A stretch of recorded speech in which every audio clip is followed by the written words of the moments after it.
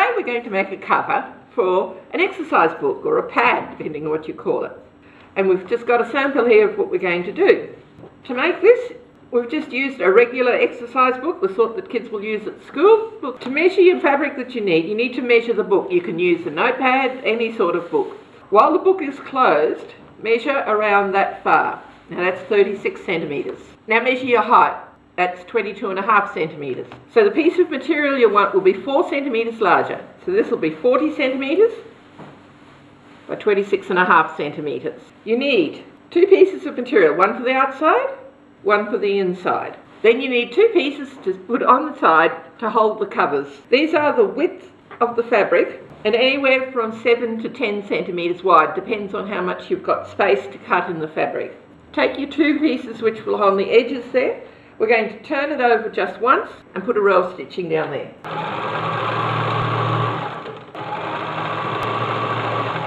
Take your outside piece of fabric, put the side pieces face down, right sides together. Just use a pin or 2 to hold them in position. Now get your lining, put it face down, right sides together onto there. Now this lining I've used is one of my favourite sources of repurposing material. It was a sheet, or it might have been a doona cover. I like to get them from garage sales or from the second-hand shops, op shops. You get great pieces of material for very little money that way. Aren't you going to admit they were MC Hammer's pants?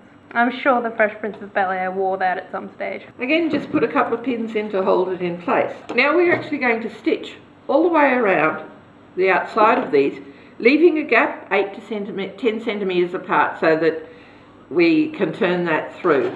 You might like to use your chalk and your ruler to rule a line. Now this seam should be just 10 millimetres or 1 centimetre from the edge. There, we've drawn that round, we'll leave a gap about that much.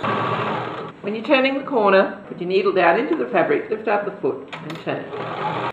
We've stitched right around, I've left a gap there of about 9 centimetres. Trim across your corners at a 45-degree angle. Now we're going to pull it through to the right side. Just be careful because we've got those pins in there, remember? When you're turning it through to the right side, take care to push those corners out nice and firm. Right, we've turned this through to the right side. Make sure that these little flaps are on the inside.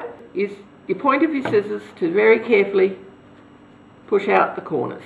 All we need to do now is a row of top stitching right the way around the edge there. Now top stitch from the right side. Get that out of your hair. Look, my daughter hasn't changed over there. She still had a hair in her mouth. It wasn't me, I didn't do it. I stopped chewing my hair. I stopped that when I was 12. Oh my, yes. I stopped that at the normal age. And this mother still says, get your hair out of your mouth. All we need to do now is top stitch right around there. We'll top stitch from this side. But just before I do, we'll press that so it's nice and flat. There we are, it's all finished. Put the cover of your exercise book into your flaps. All done.